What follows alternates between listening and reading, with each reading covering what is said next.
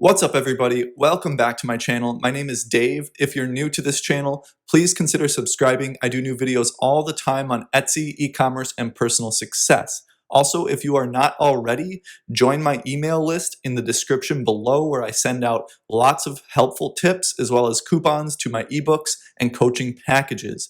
So, in this video, we're going to go over some of the questions asked on the YouTube channel here. We're going to cover Etsy ads, we're going to cover Google ads, and we're going to cover some stuff related to your own website and Shopify. So you're going to want to watch the entire video. And also, please like this video right now if you enjoy me making this content. Today's video is sponsored by myself, and me. So if you like what I do, consider booking a one-on-one coaching call with me, or I have a 2-week coaching package, and I also have a 45-minute coaching call. I have different price points so everybody can afford one if they need one. We go over your shop. I give you homework. We improve your shop. I show you how to expand horizontally, vertically, every direction you want to expand your shop and make more on Etsy. So with that being said, let's start the FAQ. So the first question is from an email question. Hey Dave, I'm your student. I bought your promoted listings ebook from you in the past. I've read your promoted listings ebook, and I'm going to skip this part.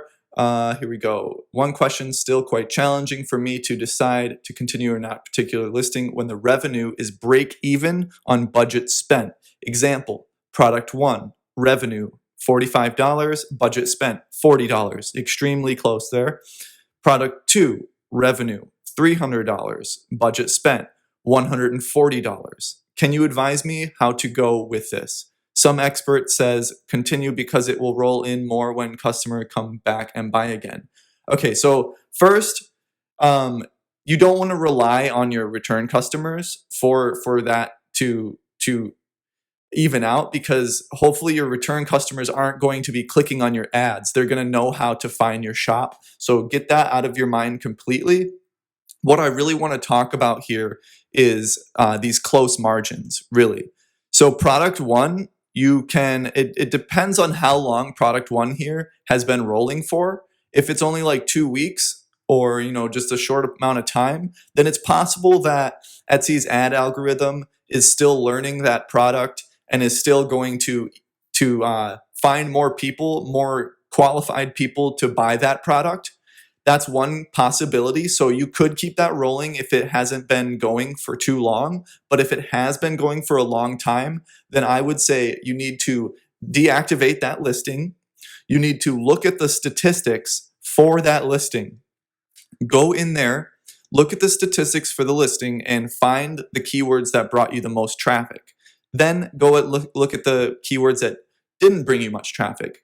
Create a new listing for that exact product with the good keywords, cut out all the bad keywords, and add new keywords into the listing, right? New experimental keywords, different ones. It can still be within your niche. It can still be, related. Obviously, it needs to be related to the product, but just try something different, because the people typing in those keywords obviously were not buying, which got you a really, really close margin like this. So those are two options. If it's a young listing, keep it going. You might do much better with it because of so many different factors. And then situation 2 is where you need to kill it. You need to kill it, and you need to relist it as a different title and tags. Now, product number 2, this is good. Good job. But I don't know if it's good because I don't know what you're selling. So this is where material costs and Etsy transaction fees and stuff like that comes in. This may be good for somebody with a really, really low material cost, but if your material cost is a lot of money, then this is even more slim. Let's say you made like 3 or 4 orders. You had to spend $140 to get those 3 or 4 orders.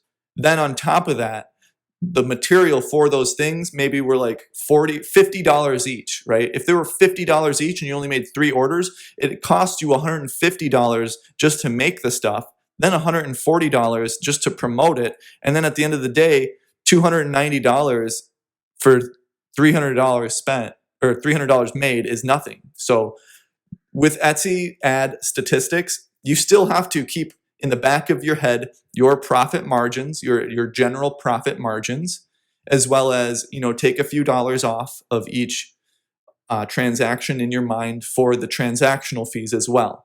So I hope that answers your question. There's a lot of different situations where this can be considered good or it can be considered bad. Now, if your product cost is really low and you made a ton of orders and your product cost is like nothing, then yeah, good job. You still made money and this money wouldn't have been made otherwise. So definitely keep it on. But for example, this could even be a good product as well. If this was a digital download and it's making money anyway and it's bringing in other traffic to your Etsy store, then yeah, keep it up. But 9 times out of 10, most Etsy sellers not going to be able to keep this going if this has been running for longer than a month. So definitely kill this one. Evaluate this one further.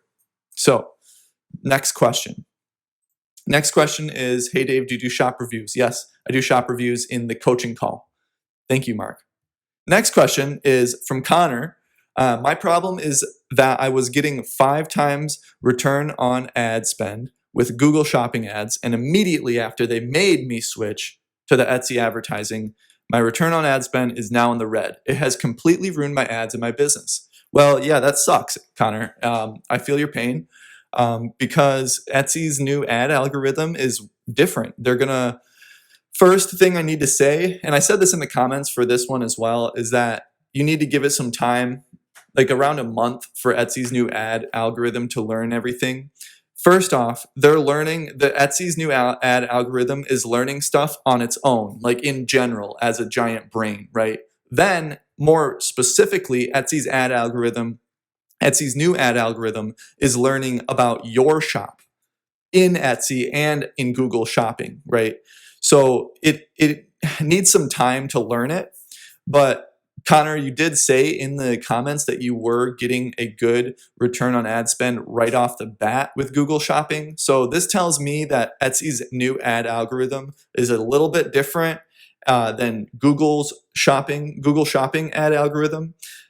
So we still need to give it a little bit more time, maybe like throttle back a little bit. If it's like completely taken all your money and you're totally in the red, then definitely throttle back. Take off all of the listings that are sucking away money. Only put the ads on listings that are making money, and then wait. Then later on, once you're more profitable, factor in some other listings that were doing well on Google Shopping in the past. That's the safest way for you right now, Connor. But the next thing that I would like to mention to everybody here is that Etsy made us switch, right? They controlled what our shop was doing with these Google ads and with our promoted listings, but they had control over that. But another thing that we have control over is where we spend our ad money. Now that we have all spent money on promoted listings and Etsy and Google Shopping, you're all comfortable with spending money on ads, right? Okay, so what do you have control over? You have control over your ability to go and learn Google Ads. So Google Ads gives you a ton of control over your ads. So you can go and you can customize your bid. You can get a Google Analytics account on your Etsy shop so you can look at way more statistics than promoted listings ever gave you, than Google Shopping ever gave you, and it'll be on your Etsy shop. So that's one huge option right there. Just take your money off of Etsy ads and go to Google Shopping.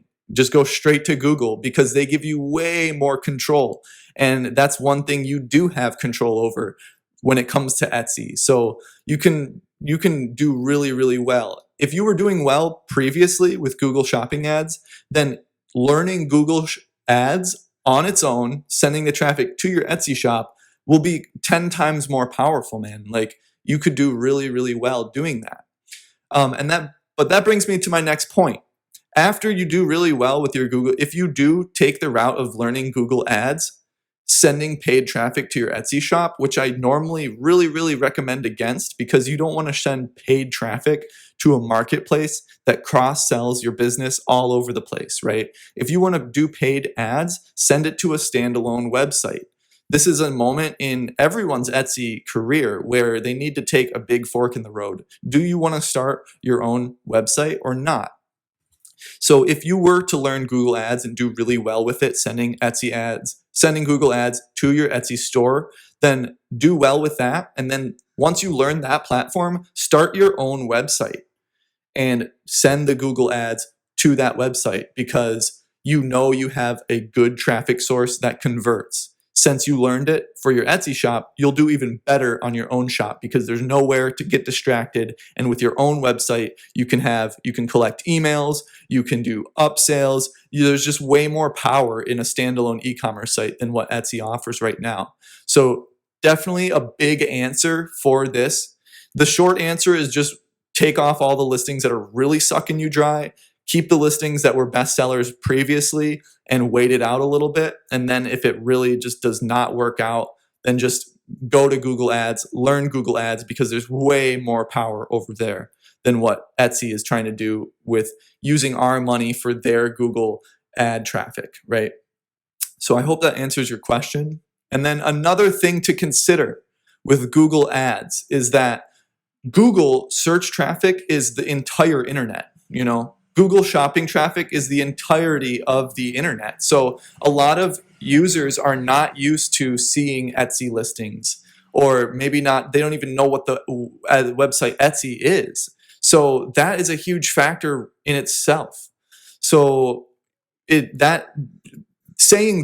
going from that point takes me to my next point, is that if it's a type of product that is kind of niche or super niche, then a Google shopping search result isn't going to convert as well. But if they were on Etsy, if a different customer was on Etsy looking for that niche item, they know Etsy and they know the niche and they're looking for it, right? So keep that in mind. Sometimes certain products just don't do well on Google Shopping because of the niche and because of the product in general. So thank you, Connor. That was a good question. Next question is, I can't find an official answer on this. When you are competing for search terms with digital download listings, do they get priority placement for having free shipping or no shipping since they are not shipped? Or how are those listings impacted in search placement with the free shipping boost? I got a direct answer from Etsy on this. And so this answer applies to everybody right now, not just the digital download listings, right? So Etsy gives the shipping priority that they refer to, the search result priority that they are referring to when with the free shipping thing, is first priority is the people that give the 35 and up free shipping. Then the second priority is the free shipping on anything. Then all the other listings that got crapped on. So why is this? You ask yourself, why wouldn't they just give main priority to the free shipping across the board listings? It's because they want people to get upselled. If it's under $35, they want you to buy a second item. So that way Etsy makes more money, you make more money. Well, maybe that you making more money isn't really the biggest priority, but more in terms of, Etsy's total revenue being higher with an upsell, with that potential upsell. So free shipping over 35, those listings get the eligibility, not free shipping across the board. But if you were to consider it from a digital download perspective, just put free shipping on it because digital downloads are usually way, way, way under 35, and you'd have to probably buy a lot of digital downloads to get over 35. So that's another thing to consider there. But that answer applies to everybody here on Etsy, and I got a direct answer from Etsy on this topic. So next question is, okay, there's a lot of saliva in your mouth, but everything you're saying is agreed. Thank you, Goran. If you guys are paying that much attention to my mouth when I'm talking, then I appreciate it. Thank you for watching. Okay, so next one is, this one also kind of relates back to what we were talking about with Google Ads and making your own website. So I'm writing from Quebec. I stumbled upon your channel. I'm going to watch every video you posted. Thank you very much. I'm a recycling handmade designer. I closed all 3 Etsy shops to go on Shopify about a year and a half ago. I worked really hard to build my shop, and everything I did managed to make some sales, but then I fell ill against my will. I had to close my Shopify and reopen to my Etsy shop, only to discover that quite a lot has changed. But after watching your show, I've regained some confidence that I can make it somehow in the handmade business. Yes, even in the one of a kind, because I make them in many colors. I also wanted your opinion on selling Amazon for handmade. Thank you for your time. How do I know when you respond? I know. Okay, yeah. So first thing I want to go over is moving to Shopify, Etsy to Shopify. If the first thing is, you guys, if you're gonna create your own standalone website, do not do this. Do not create your own standalone website unless you have social media traffic to send to it, right? If you have like an Instagram with only like 1,000 or 2,000 subscribers or followers or whatever it may be, if you have very little social media traffic, do not start a Shopify yet. The first thing you need to do is make sure that when you redirect your social media traffic, it's going to be a pretty good chunk of traffic, okay? Don't just start a Shopify dry and then start Instagram and all that stuff. You're going to spend a ton of time just getting traffic to your Shopify. That is unless you have the courage to go out and learn an ad platform right off the bat, right? But if you want to play it safe and just get the free traffic, you need to build your social media before you start a Shopify.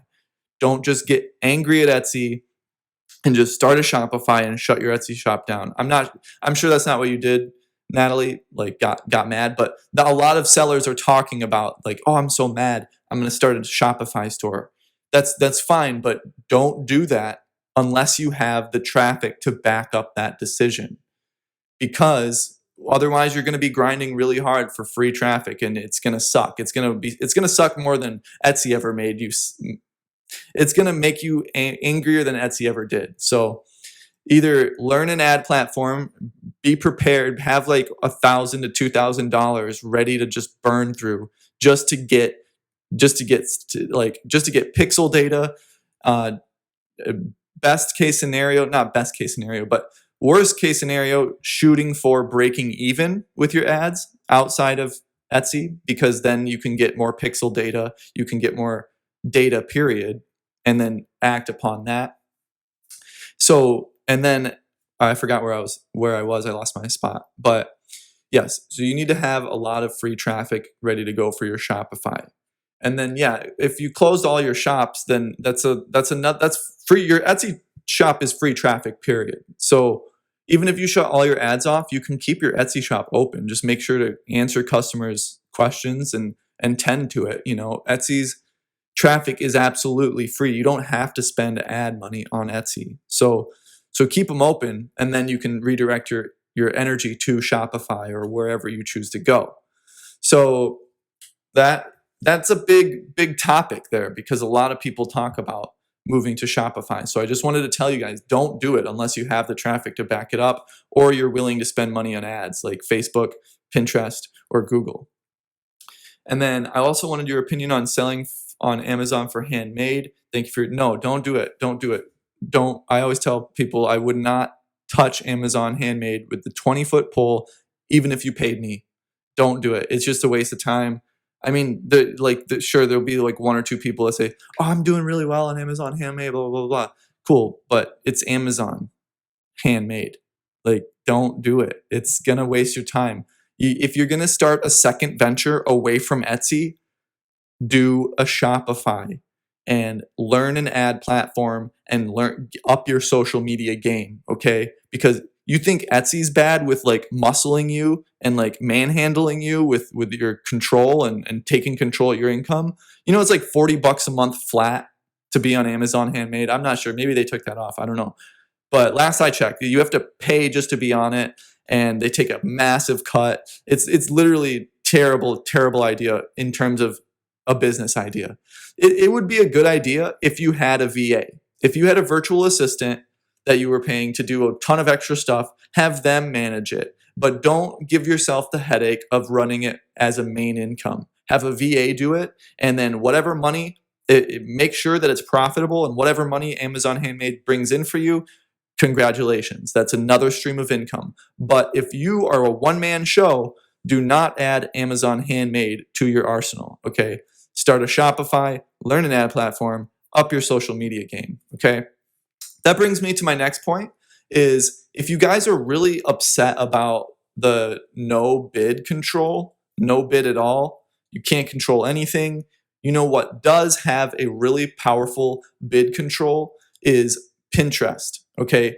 Pinterest promoted pins, over 80, like 50, I forgot the number, but a large amount of the e-commerce pins on Pinterest are from Etsy. So what does that tell you? That tells you that Pinterest users are extremely familiar with Etsy. So sending paid traffic to Etsy with promoted pins wouldn't be such a bad idea because you can control the bid amount with promoted pins and you can control every single keyword that you get. So you can, it's more powerful than promoted listings because you can choose what search phrases your ad shows up for and nothing else, right? There's not even a need for negative keywords because you can choose positive keywords and nothing else, right? You can do the search term, you can do exact match, you can do phrase match, which means like if I were to type in like crystal bracelet, a phrase match would be anybody that types in crystal bracelet for women, my ad would show up for. Or I can do an exact match, which means don't show my ad to anybody that doesn't search crystal bracelet. Only show my ad for people that search crystal bracelet, right? Super powerful. And that was a big thing with promoted listings. Everyone was like, oh, can I take these off? Can I take these off? Nobody knew the term negative keywords, but that's what it is in Google ads. Everybody wanted the ability to use negative keywords. Why can't I don't want traffic for that. And you see me talking about that with promoted listings in terms of junk tags, right? And the only way to control those junk tags that were sucking up your promoted listings money was to redo the entire listing and not use that junk tag. But with promoted pins, you can choose the positive keywords and you can control your bid and it's nothing but gravy from there. Hopefully, of course. So that was the video for today, you guys. Please like this video right now. Please subscribe to this video as well as consider a coaching call with me and watch my next video. Thank you very much and have a beautiful day.